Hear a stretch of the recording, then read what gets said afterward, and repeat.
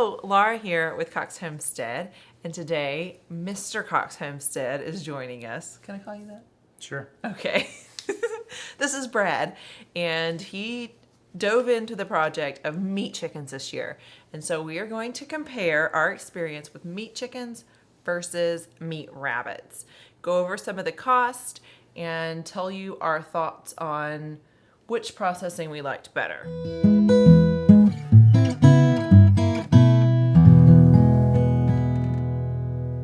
We have been raising meat rabbits for a little over 3 years now, with processing rabbits for at least 2. And it's been really hard to measure the cost of it, simply because you are feeding the doe, the mother rabbit, then you're feeding the nursing mother. You're feeding her while she's pregnant, while she's nursing, and then you're feeding those rabbits up until the age of dispatch. And some of that's a little bit hard to measure and to quantify on the cost of how much it is.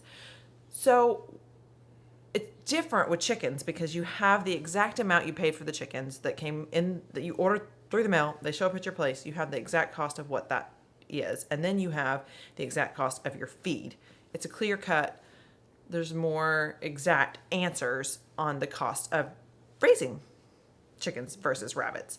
So going into this, please know that a lot of our rabbit numbers aren't going to be exact. In fact, we don't really have much to give besides what we think the value of the rabbit is versus the value of the chicken.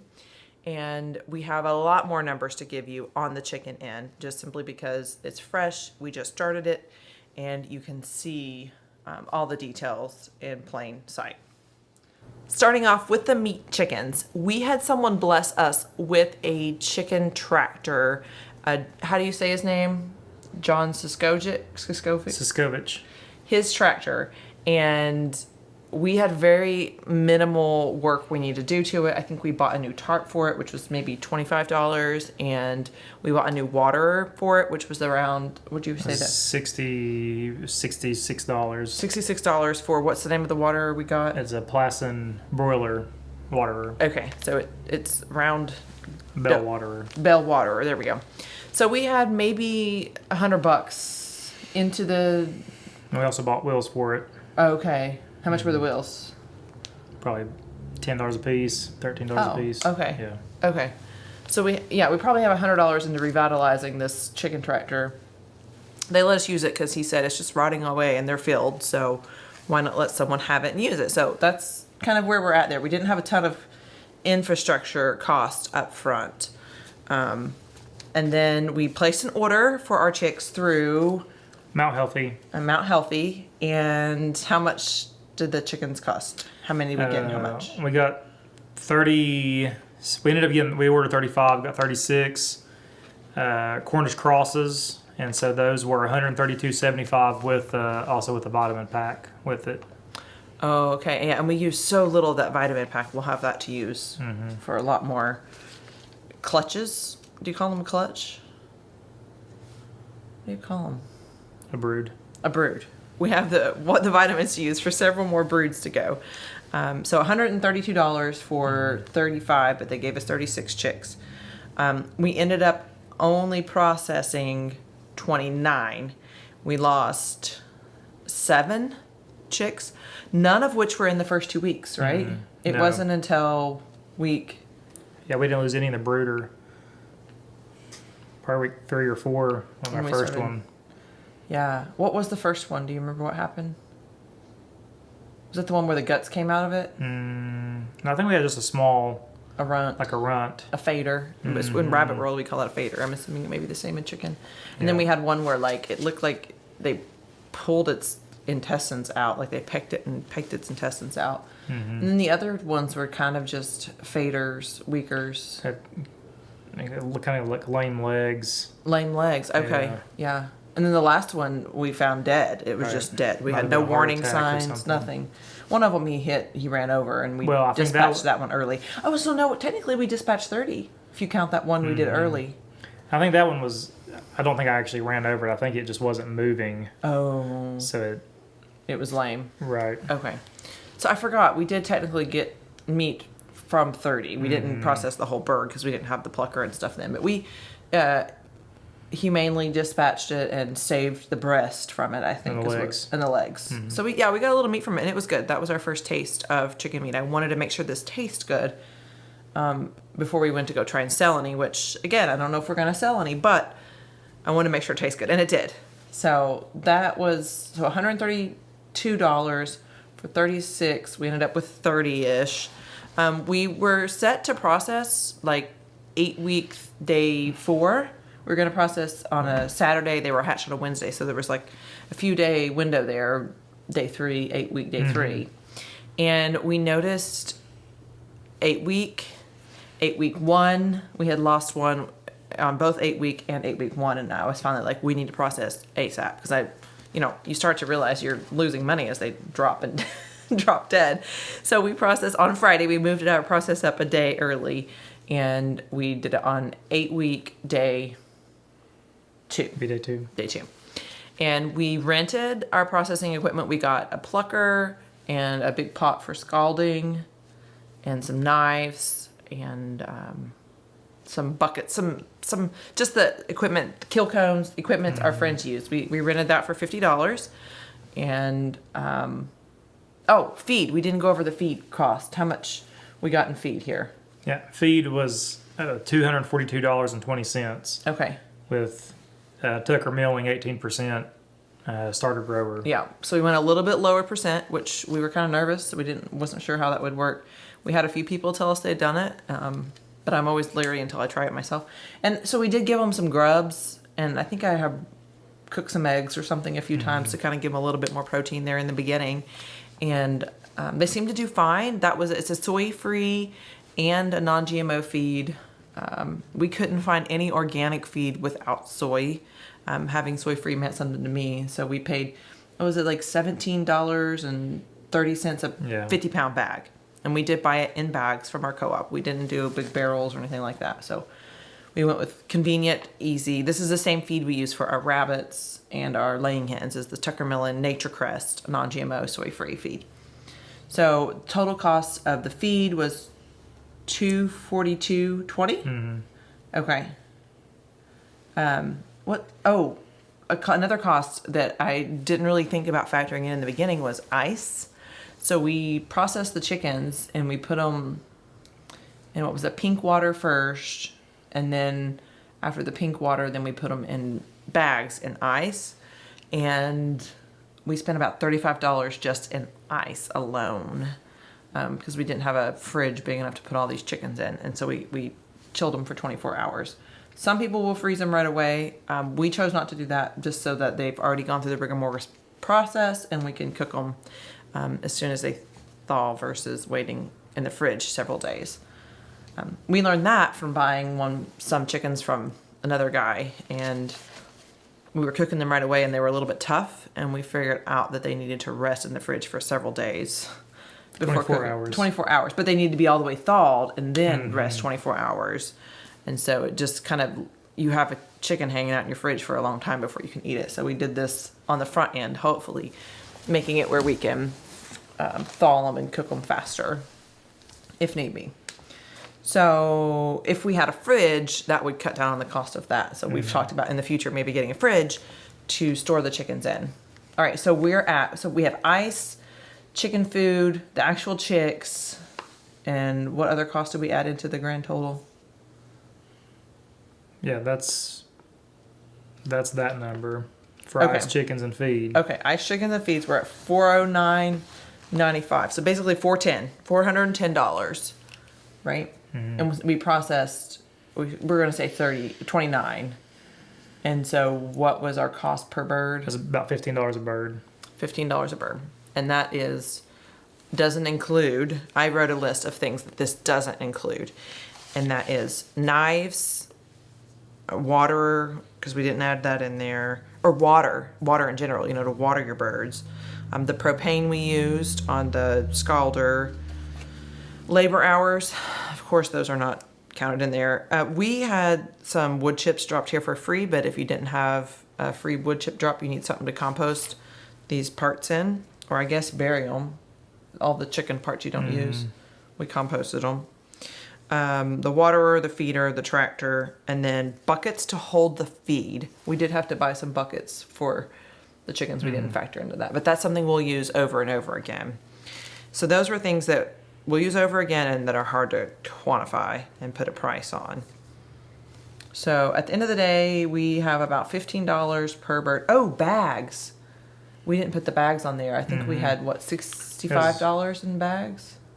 The poultry bags, street crabs, they're $25. Oh, they were for 50. Okay. Yeah. And we used half of those. So we got, I thought there were more than that. Maybe I was looking at a larger quantity. Okay, so we got maybe $15 in bags or $12 to $15 in bags. And those were Texas Poultry.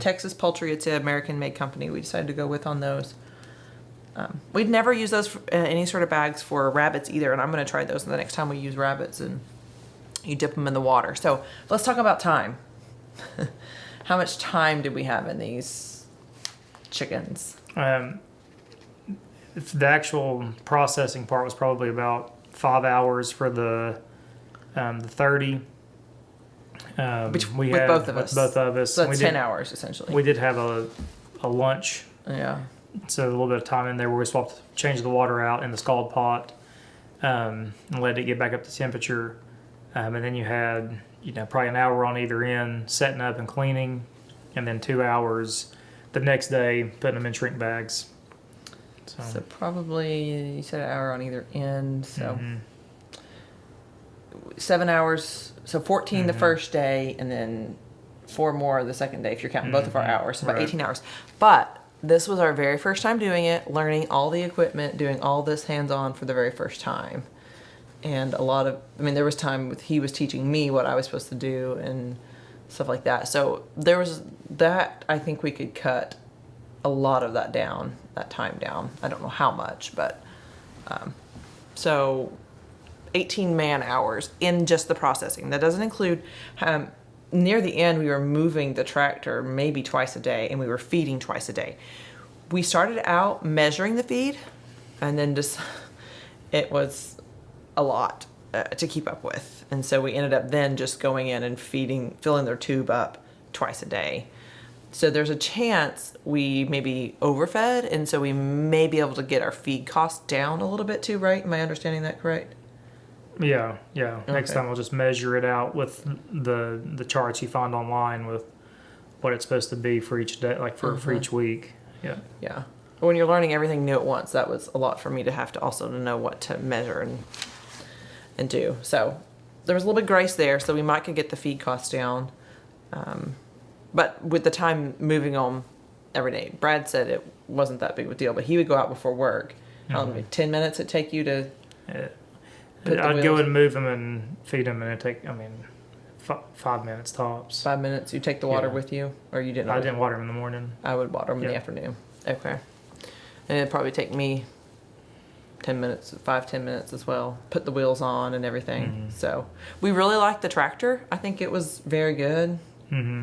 Yeah, there's definitely benefits, I think, to each of the Salatin and Siskovich tractors. The Salatin tractors, you could lay like wood blocks on top of, or set a bucket on top of, kind of keep everything on it and move it. Whereas the Siskovich, everything's laying around it. Oh yeah, and we had to drag it along each and day. everything had to be moved independently. But I know a lot of people complain about the Salatin tractors just getting too hot, being too low to the ground. So that's why a lot of people like the Siskovich. And you can get in there, in the chicken tractor, whereas the Salatin one, you can't really get inside of it. And we estimate building a Siskovich tractor would be about 300, we think. In the ballpark. And Brad tried to find aluminum roofing is what Polyface recommends for their tractor style, and we don't even know where to get that. So I think if we move forward, we would continue with the Siskovich tractor, you think? Probably. Okay. Let's talk about the cleanliness of these birds. What did you think about we went with this Cornish cross, which is like the biggest, fastest, well-known meat bird. What did you think about that? Did you like the way they did? Yeah, I think when you're just buying for meat production, not worrying about breeding, then the Cornish cross is the way to go. You do have the disadvantages of having to buying it from a breeder, from a hatchery. So you have those disadvantages, but I think for meat production, it's the best way to go. And so cleanliness. Well, you've got 35 chickens in a 60 square foot area that are eating pounds of feed a day. So they're also pooping pounds of feed today. What was it I said to someone at church? They said they didn't get the name foul easily. Yeah, so I was about week 6, 5.5 or 6. We started moving them twice a day as well. Mm-hmm. And there wasn't around week 6 they would start making that funny noise too. Kind of like a coughing, sneezing noise. Yeah, like a sneeze almost. And we thought something was wrong, but they seemed to only do it when they were eating. Like they were scarfing it down a little bit fast, and I don't know. But they were fine. Handling and catching and everything was easy. We didn't have any problems with like runaways or anything like that. They were pretty easy to handle. Even going to process and pick them up and stuff, I didn't have any problems. But they do stink. I told him I did not like the stink of it. But we also said we may put less in the tractor. We may do, what'd you say, 25 a tractor instead of 30? Or do you think I would run maximum for... Okay. Yeah, it's gonna be stinky no matter what you do. Okay. In the future, we talked about once we have our sheep out there in paddocks, we would run the chickens in paddocks behind the sheep too. Yeah. So get them; they'll be a little further away from yard. the house. Yeah, they were up in our backyard for the most part this time, and so I'm anxious to see how the grass looks after all this poop everywhere. All right, now let's talk a little bit about rabbits, and mainly rabbits finishing out on pasture, their smell, their odor, and then their dispatch process. Again, we don't have numbers to give as much. I think we spent, what did we say on the tractor, the rabbit tractor, probably about $120, but that's without metal roofing, because we have some scrap metal roofing. We used the had some chicken wire here and screws, and so we only bought the lumber from a sawmill and it was like 1 by 1 inch square wire for one end of it. And we used the Polyface Design rabbit tractor. We did go buy the book on that one, and we've been very pleased because we made one on our own at first, and it was too heavy and too big and all the two things. But the Polyface one, they have that right. Only thing I think that they should do different is their slats need to be a little closer together because we had a few dig out this last time. So our tractor originally had what? The one I built, I did. Was it 1 inch? It was one. I think it was 1.5 inch spacing. Okay, and Polyface had 2. Maybe. Okay, whatever it is, there was just enough. It's a 1/2 inch difference, I remember, but it was just enough where them suckers could dig through easier. Yeah. So when we move the rabbit tractor, there's some droppings, but no odor. Very little droppings.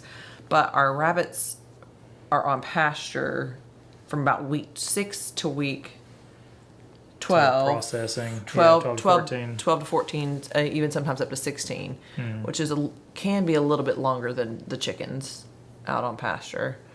Depends on if you have them 2 weeks in the brooder, and then if you do 6 weeks out on pasture, that would be the same as the rabbits. But I feel like the rabbits, you can move them through your yard and you don't notice it like you do these chickens. And the rabbits don't stink, and the grass grows back within a couple weeks where they've it's just been. like a lawnmower a little bit more so. The chickens leave, especially once you get up to week 5 and 6, the whole square is pretty much nasty. Yeah, covered, and it burns your grass up. I did notice with the Polyface rabbit tractor, that little 1/2 inch wider spacing, there's more dig marks. The rabbits will dig more. So I would get those a little closer than the Polyface suggestion on that to prevent dig marks in your yard. And then, oh, you know what? We didn't talk about the smells and stuff processing the chickens. I was doing the cone where you slit and then scald and pluck, and it was horrible. I couldn't get the smell out of my nose all day long. Even after I showered, it was still there. Finally, the next day it was gone. But there was an odor that, what I describe it as like cooked poopy chicken in that scalder. I didn't like it. So I pushed through, and I know these chickens are going to taste great and it'll be okay. But there was definitely a rememberable odor